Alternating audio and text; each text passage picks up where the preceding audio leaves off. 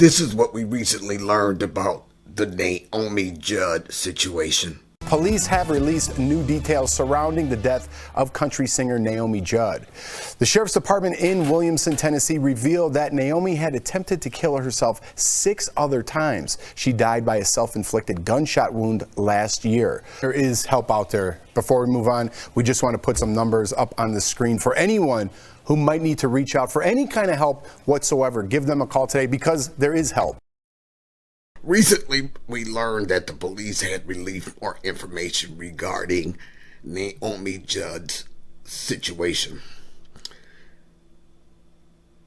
What the clip you just saw focused on, I cut out of there because what that note said, the note that she left before she died, is not important to the things that I learned from this new development. Now, I remember when her daughter first spoke to the news about what had happened. She was saying that she had called a friend, yada yada, and when they left the room or whatever, on their way to the room, they heard this noise and it had happened. I'm trying not to say that word because, YouTube. What we've now learned is that this so-called friend was actually Naomi Judd's psychiatrist, because apparently she had been cycling in that manic phase of her condition because she had bipolar, and she would be really hard to get along with and really agitated when she was at those highs, and then she would go through the deep depressions.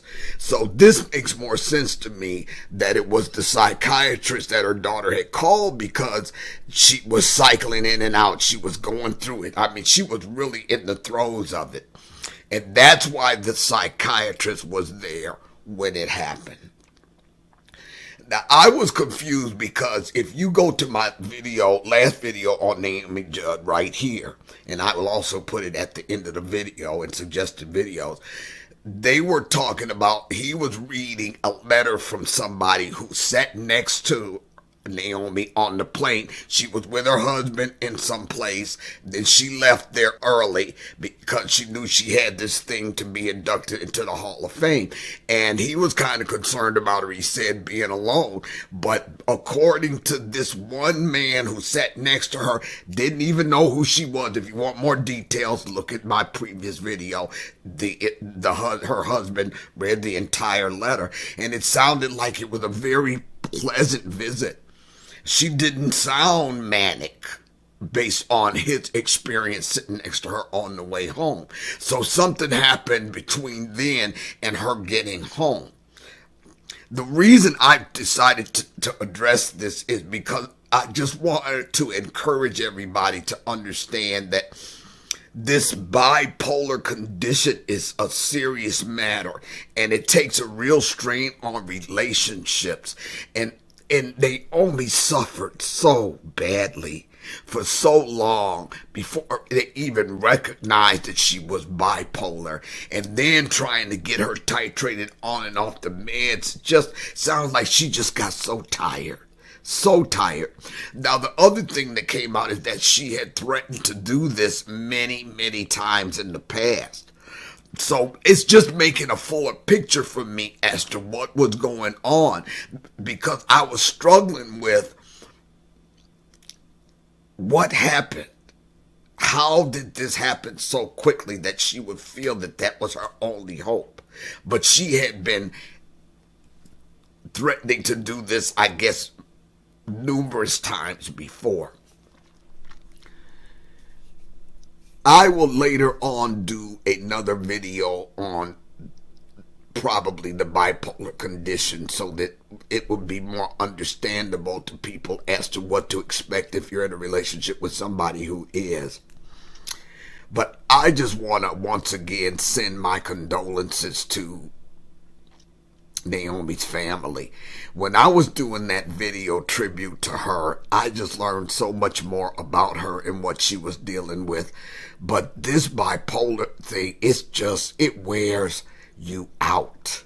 It wears you out. That family was there for her. They were supportive. Her husband was more than supportive. But I guess she just got tired.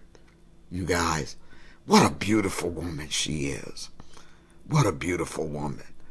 So I just wanted to talk about the fact that I didn't know that she had threatened it before, and it just didn't sound like on the flight back she was manic. I don't get it. This is just all of this loss. All of this loss. If you're struggling with any kind of mental health condition, please, please, please get help. Get help. Your perception of how you might be stigmatized, or any kind of perceptions you have of feeling like less than because you seek this help, you are not less than for seeking help. It's something going on that you need assisted with. And if it's physiological and something's going on wrong with the synapses in your brain, or some kind of chemical imbalance, you can get help with that. You can get help with that. I'm going to put the hotline information at the end of this video. Be sure to take advantage of it. You saw some of it earlier right after the news clip that I just played, but I'm going to post that again because you can text, call, whatever you need to do to get the kind of help you need. But if you're out there supporting a loved one who has mental health challenges, I encourage you to also get some help, because you are to some extent a caregiver and you're going to need some support as well. This is a strain on everybody who loves a person who's fighting mental health challenges. And I know that I have been there. I have been there. I cannot imagine the depth of what Naomi was dealing with, because I've never been bipolar, thank God, but I've known being so depressed that I couldn't move. And to know that she suffered that so regularly, I just can't. I just can't. I just can't. If you have any questions about bipolar, put them below.